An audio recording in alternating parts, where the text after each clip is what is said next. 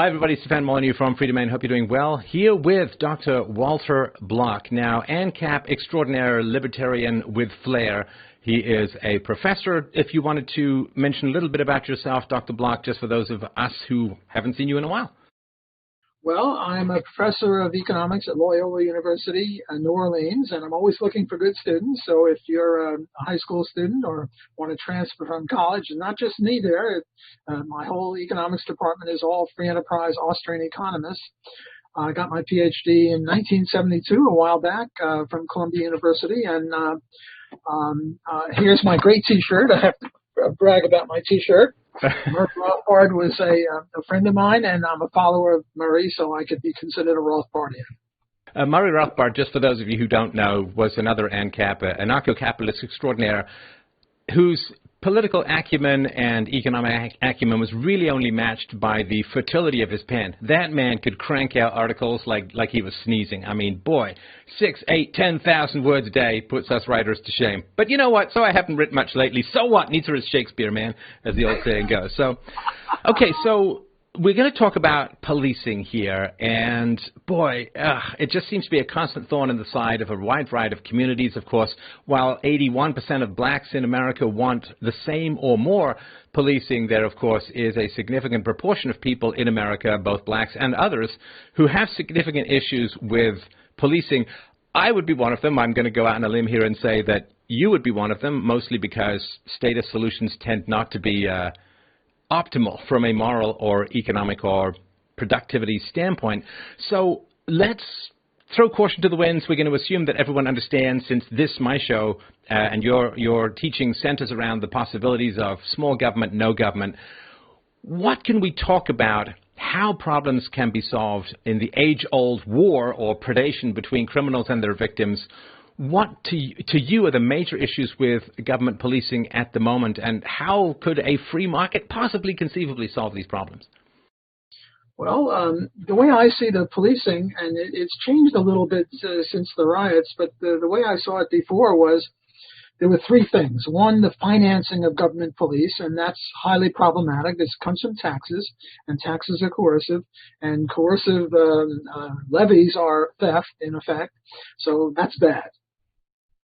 On the other hand, they do some good. They try to stop murders and rapes and other bad things like that, or if they can't stop them, they try to catch the people responsible for them, and that's good.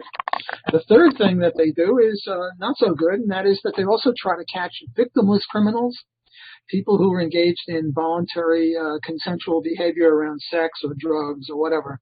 So it's sort of 2/3 against them and 1/3 in favor of them. Now, that was my view before the recent riots. Now let's talk a little bit about the recent riots. And now I think the police are being unfairly accused of being racist, because in the U.S., blacks are some 13 or 14% of the population. And the number of blacks killed by the police is something like half blacks and half whites. So blacks are very disproportionately overkilled compared to their numbers in the population. However, they're not overkilled compared to their contribution to crime, because blacks also contribute about half of all the crime. So the police reaction to them is roughly proportionate to the amount of crime. And according to some statistics, it's even slightly less. Namely, they're responsible for 50% of the crime, and they're only suffer 49% of the deaths, or something like that.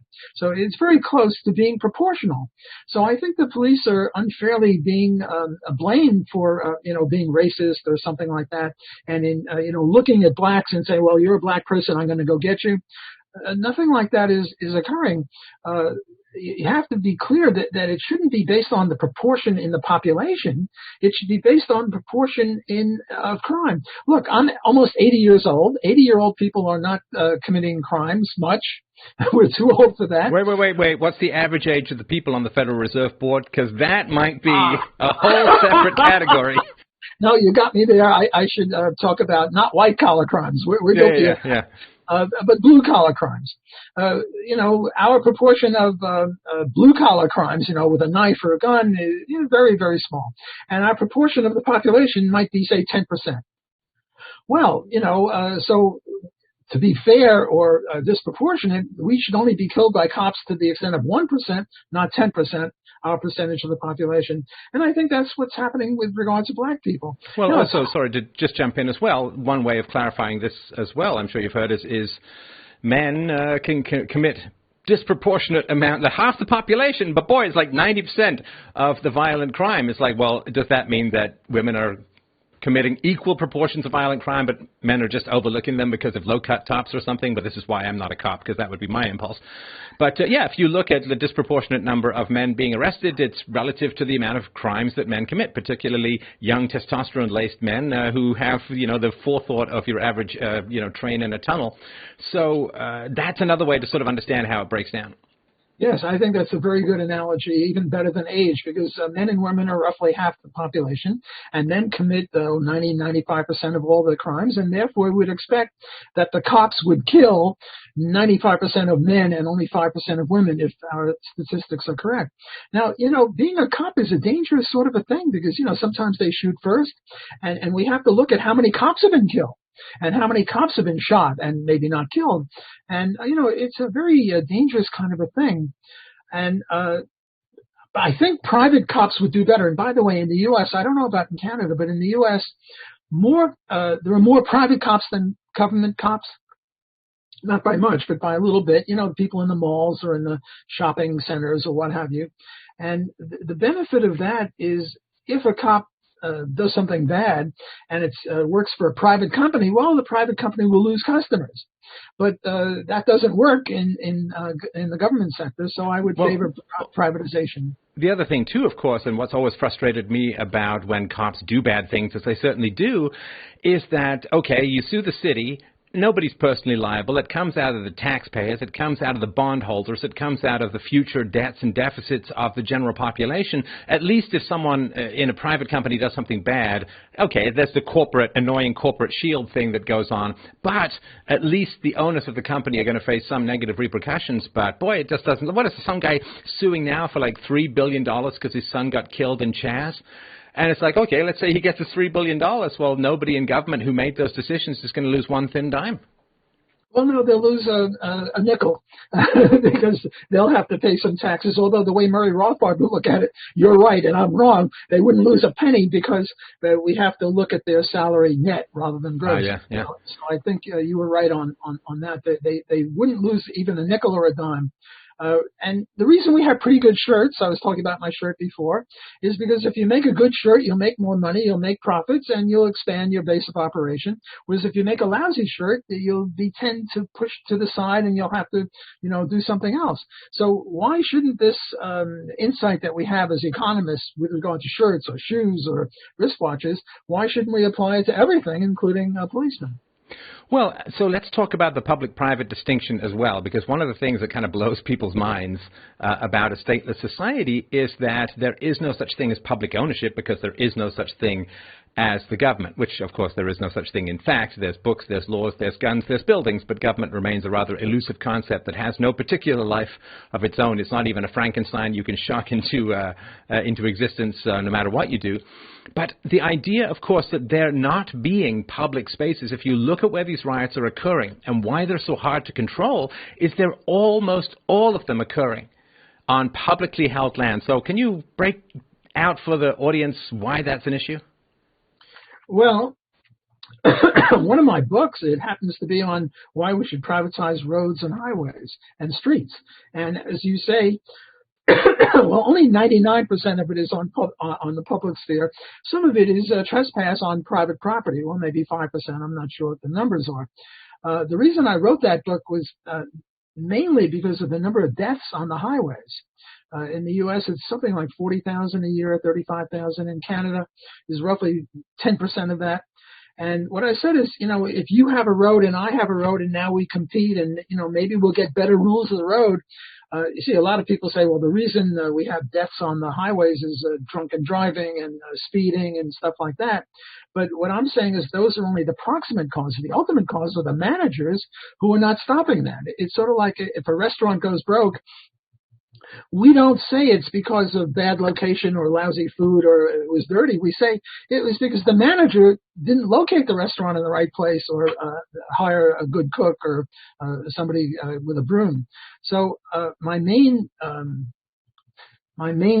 reason for writing that was, the deaths on the highway. A minor point was traffic congestion. That if all the sidewalks were private, then these riots, wouldn't be allowed in the first place. Maybe there'd be peaceful, peaceful marches, but certainly not riots. And if there were riots, they would deal with them summarily, because if they didn't, they would lose money, the owners of the roads and the streets. Whereas, as you say right now, who's losing money except for the poor victims, whose mainly black-owned operations? The black people are very unhappy about this, and the NBA now is postponing their games, and the Major League Baseball is postponing their games, and they think it's because systemic racism or something like that. But as we said, it's proportional to the amount of crime, and it seems that only some black lives matter, namely the ones that are killed by white cops. But what about in Chicago, blacks are killing each other in gigantic numbers, and in New York and in many places. A lot of that is due to the prohibition of drugs. And if we legalize that, they wouldn't be fighting over drug turf. But for some reason, these people, and not just the athletes in basketball and baseball, but, the New York Times or the Washington Post or CNN, they are exercised whenever a white cop kills a black person. And how many black people died at the hands of white cops? Dozens, maybe scores, maybe a few hundred per year. I know. Actually, in terms of unarmed, because armed, you turn around with a weapon at a cop. I'm sorry, I don't know what to say. That's just like you jump off a bridge and expect to fly.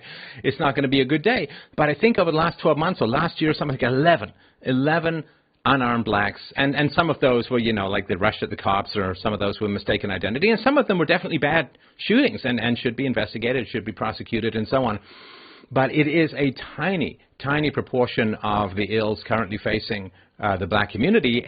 But this is something I talked about years ago in the show, that this is all the way back to the Comintern of the 1920s, when the communists in Russia said, well, what we're going to try and do is foment as many racial divisions and oppositions in America or throughout the West as humanly possible in order to destabilize the society. And even though the Soviet Union is dead, the process, obviously aided and abetted by a rather heinous media, still seems to be continuing.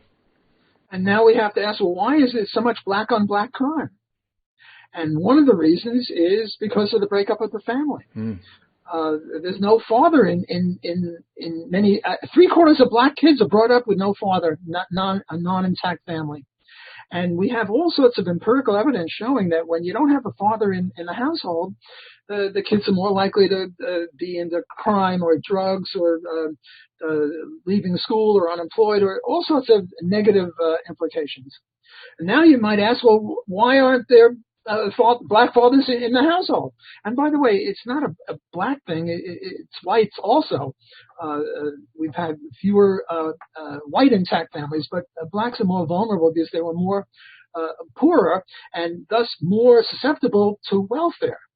Well, and as I've talked about with the great Reverend Jesse Lee Peterson, he points out that the white community is maybe a generation or two behind the black community in family disintegration, which has gone up enormously, obviously in the black community. But yeah, the white community is also fragmenting and fracturing because people don't really understand the family is an economic organization defined and derived from the bottomless needs of children for resources. And as soon as you start messing with the economics of the family life, which a welfare state does in its essence, you are destroying the bond. We all think it's love and it's human bonding and it's oxytocin. Those things are all important, but they all reflect the necessity to provide for children. We're both fathers. We know that it's basically like coming home and you've got this endless chirping nests of birds you've got to regurgitate your financial worms into. Sorry, that analogy may have gotten away from me a little bit there, but I think we kind of follow the process.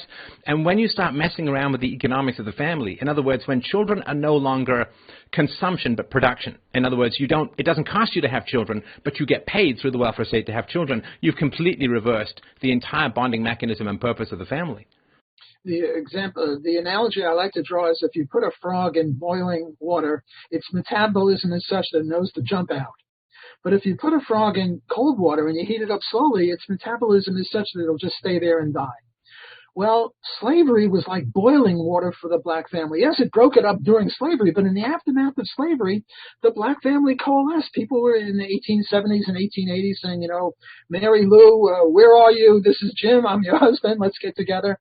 My research showed that in the 1900, 1910, and 1920 census, the black and the white family are just about as intact. The white family is 1% better, but what the heck?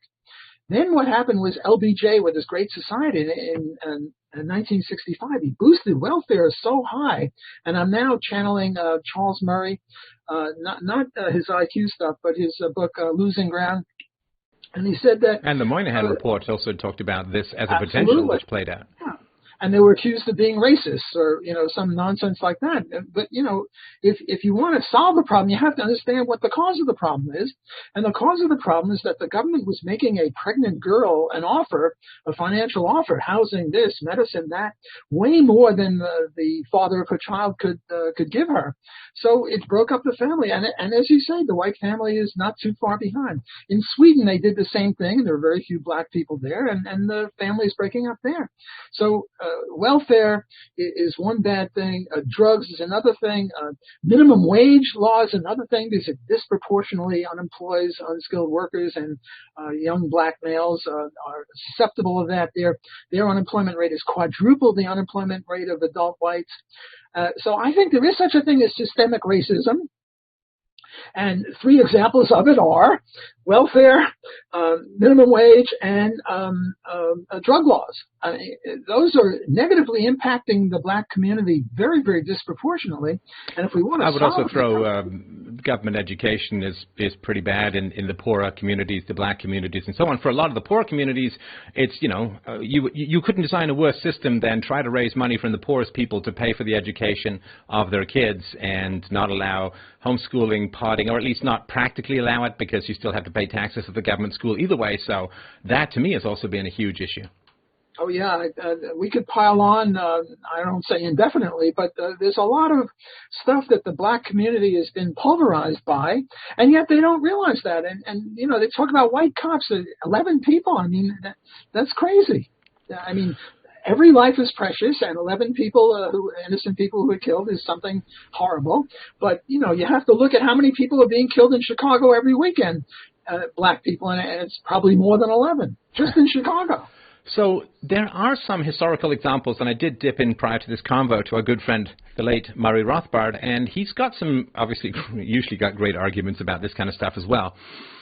So there are some examples of private police that are operating with a virtual monopoly, and one of them formed at the end of World War I with the railway police. I don't know how much you've delved into this topic. It's really quite fascinating. So there were, of course, you remember seeing these politically incorrect movies that I saw and you saw when we were kids, like the cowboys and Indians movies, and there always was a train robber back then. There was also some guy in a black hat twirling his mustache and swirling his 6-gun shooter and riding a Palomino, and they would take over, and this theft from railways was a huge, huge issue. And so the railway police, and, pretty useless if you're out there in the middle of nowhere, in among the tumbleweeds and the desert, you're not going to have some, what's all this here then cop on the beat. So the railways formed their own police at the end of World War I, and within 10 years, freight claims for robberies were down 93%.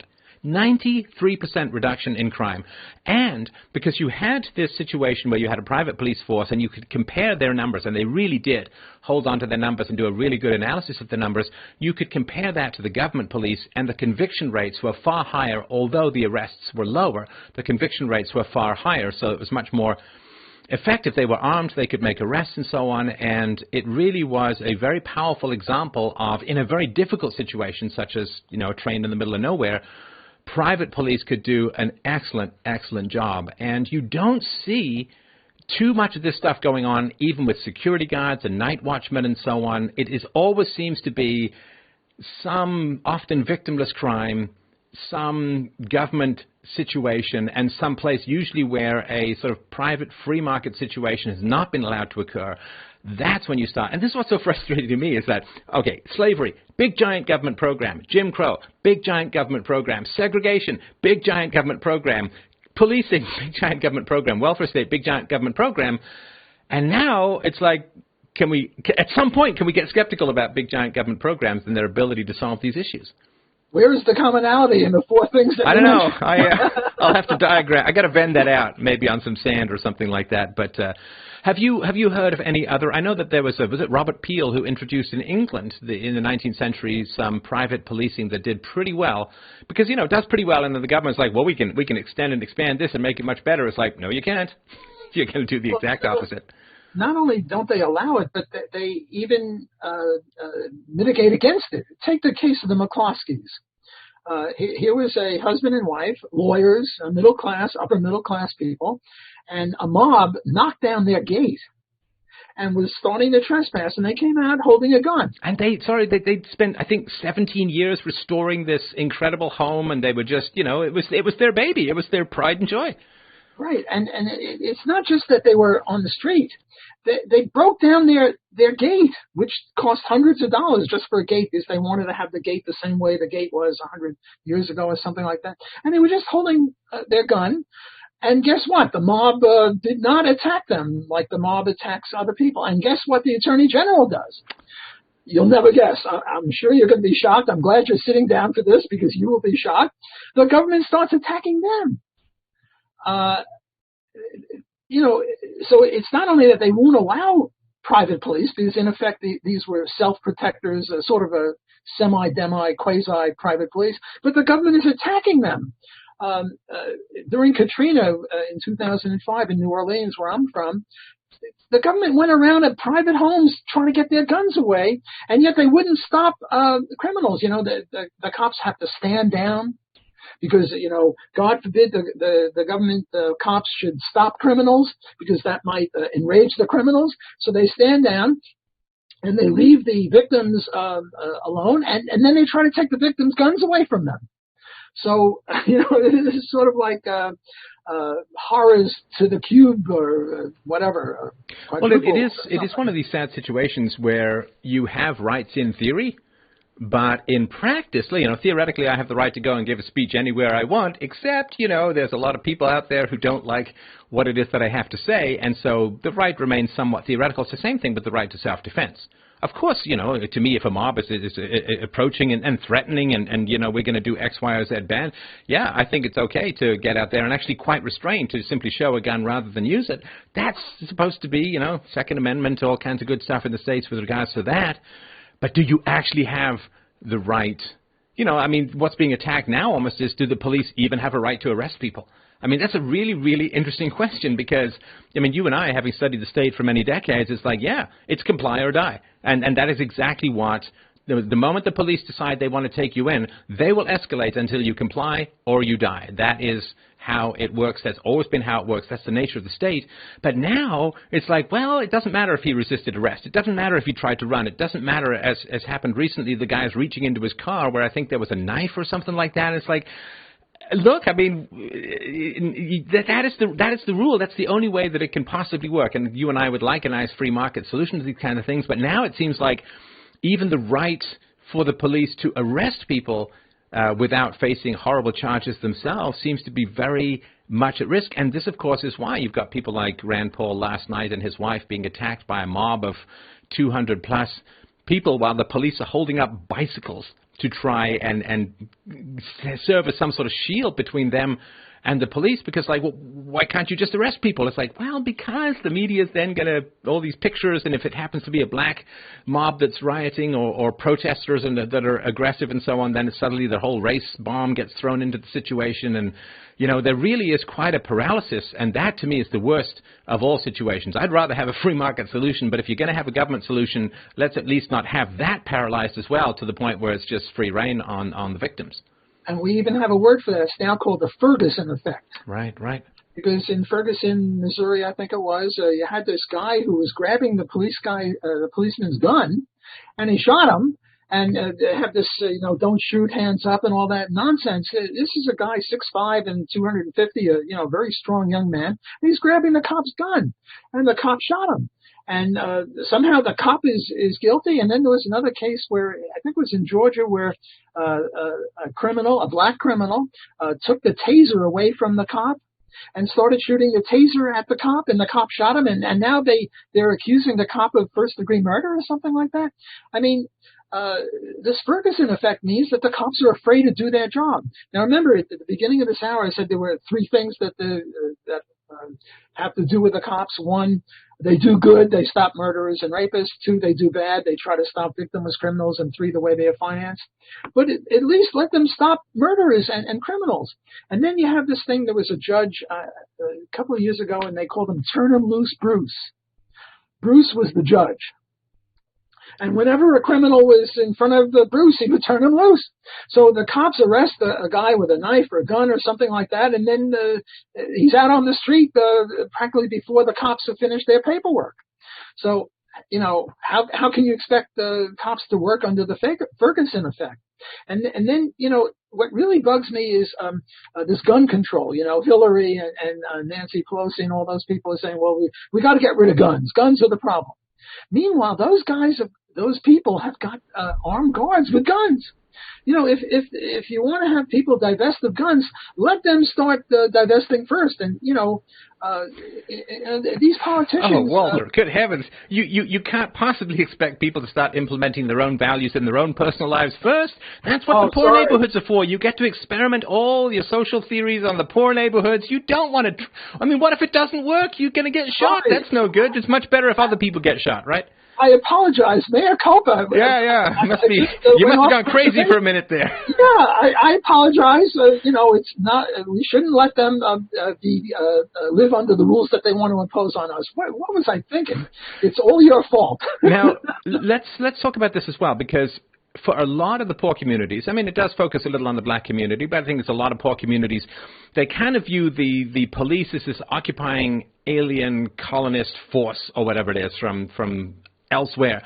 The really great thing about free market policing is if the community, the neighborhood are all getting together more or less and agreeing, okay, this is how we're going to do things, there is a buy-in. They're not viewed as just like foreign colonizers, so to speak, from another dimension coming in and wrecking the neighborhood and arresting all the poor young men who didn't do anything. And I think having local ownership of policing seems to be very, very important when it comes to legitimacy. Because if it is, the cops are all racist, there's all this white privilege and blah, blah, blah, and then the cops come in.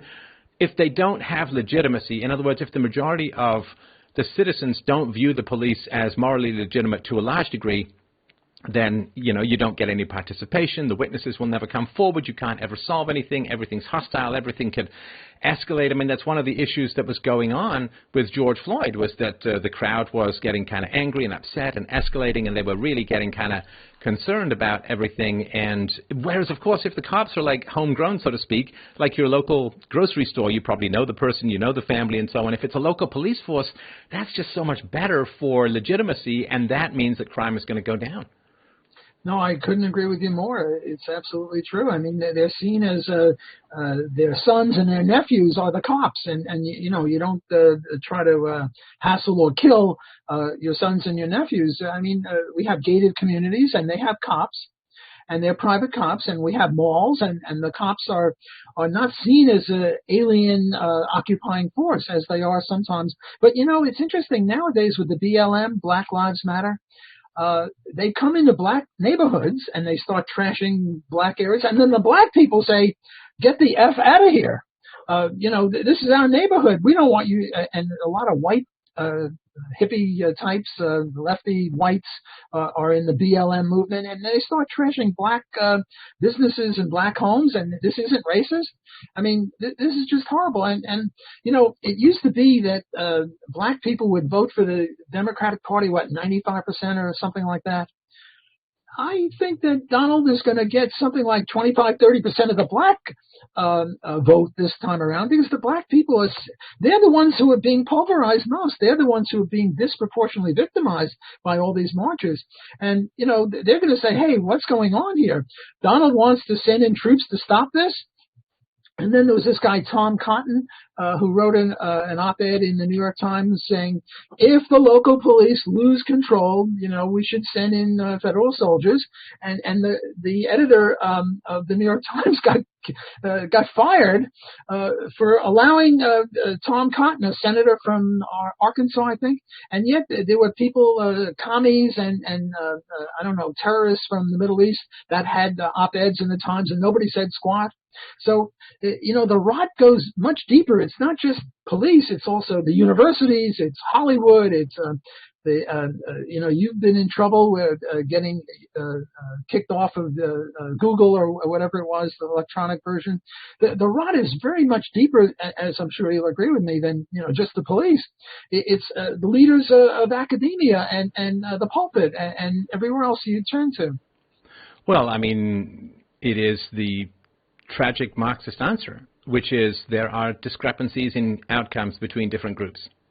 And it's a big, complicated question. In the black community, if you normalize for single motherhood, black crime rates disappear. In terms of, like, if you just say, okay, well, let's take the proportion of black households that have fathers, and then you normalize that, and the discrepancy disappears. These are all big, complicated questions. Why are there economic differences between men and women? Okay, yeah, there's childbirth, there's, testosterone, there's aggression, there's the types of industries that men and women on average choose to go into. There's just a variety of things. It's all a very big, interesting, complicated question. But unfortunately, the simpleton sophist Marxists come along and say, well, we have the answer. It's exploitation, racism, sexism, theft, predation, and that just riles everyone up, and it's, like all simple answers. Hey, world looks pretty flat to me.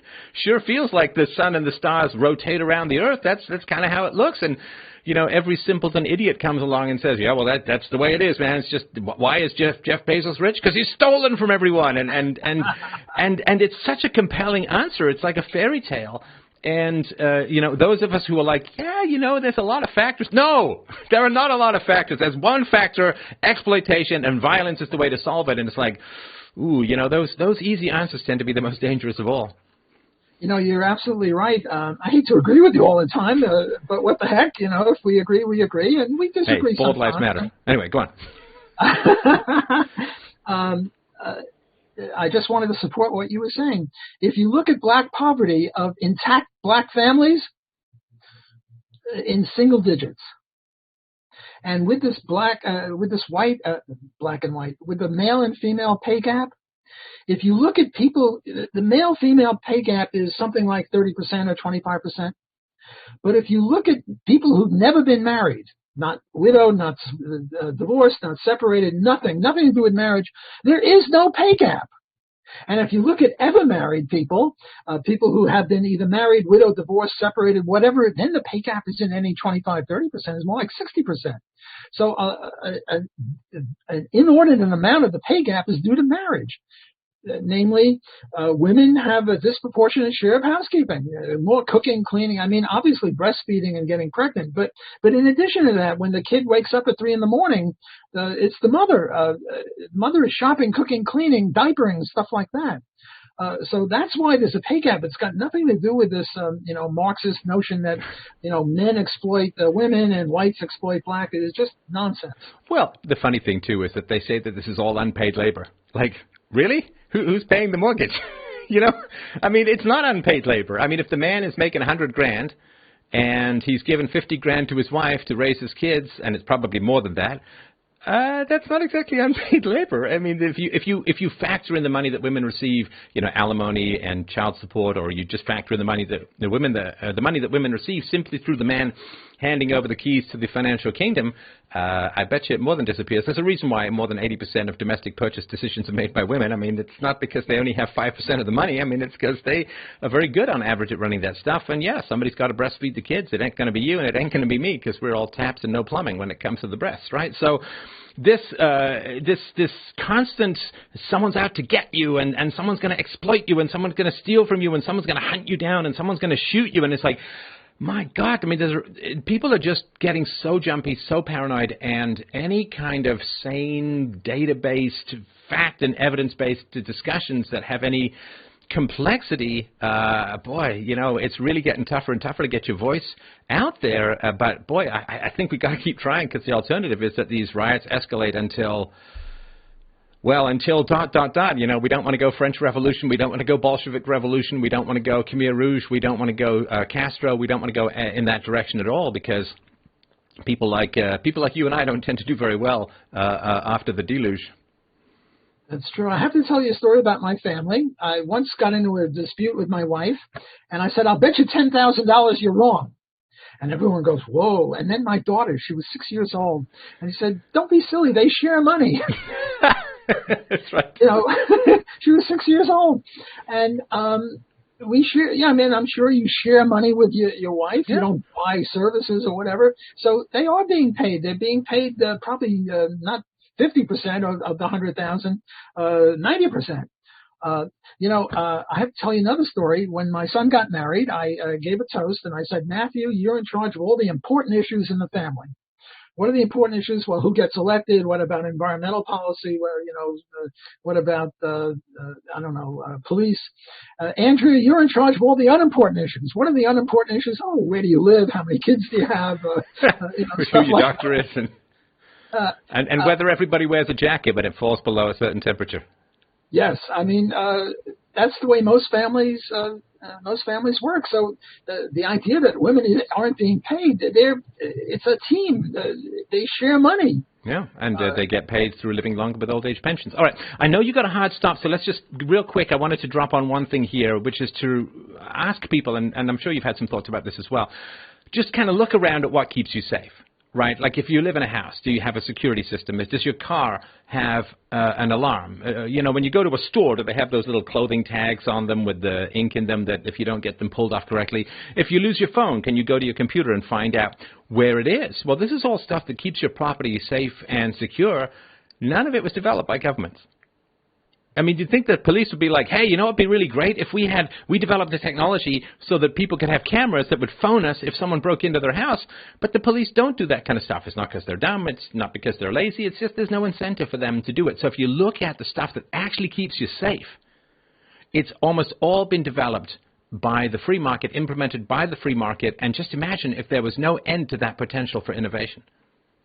No, I hate to be a wuss and a wimp. I obviously agree with you that the free enterprise system is a voluntary system. And as we said before, if you do a good job, you can expand your base of operation. If you do a bad job, you're led as if by Adam Smith's invisible hand to go do something else. Whereas that doesn't occur in the government sector. I mean, that's why the post office is losing billions in the U.S., billions a year, and FedEx is making money doing roughly the same sort of a thing. They take comparative statistics on how much does it cost to remove a ton of garbage privately and in public, and it's triple or quadruple. It costs that much more in the public sector because of this weeding out process of inefficiency. That's why the U.S. is doing a lot better than Cuba or the USSR or Venezuela. And I think that the benefit of what we're now doing is it's sort of like what Henry Hazlitt is doing in his Economics in One Lesson. He applies it to, very basic things like shoes and shirts and corn. And we're applying it to areas where it's not always applied to, and I think it's very important that it be applied to, namely roads and police and things like that. Yeah, I mean, the analogy for me is always slavery, which was an accepted human institution for tens of thousands of years, just like the state has been an accepted human institution. And there were always people who said, okay, well, look, maybe, just maybe we can get rid of serfdom. And maybe slavery is bad for industrial concerns. But by God, to pick those fruits and vegetables, we absolutely need slavery. There's no other possible way to do it.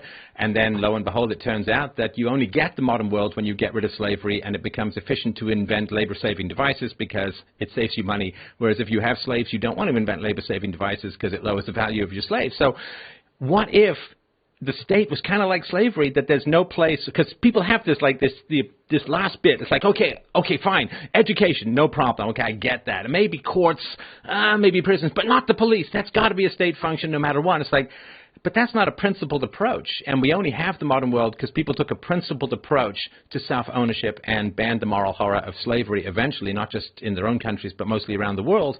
If the same thing could be conceived of with regards to the state, that it's a moral principle, and that last place that you want the state to still function is like allowing vestiges of slavery to remain in your society, the whole reason we have the modern world is people took that principled approach, and I would certainly invite the audience to take that as well. Look, I think the government should be in charge of paper clips and rubber bands, and that's it. And if they have to be in charge of something, let them be in charge of that, but not police and not anything important. Or maybe just they can be in charge of all of our competitors. All right. Okay. Well, I like paper clips. Can you just mention to people where they can find you on the web, and I'll put the links to the show as well? Just Walter Block. Google me. I'm all over the place. Okay. It's a lot safer than Googling me. All right. Thanks again for having me. It's always a pleasure. Great pleasure. Take care. Nice to chat.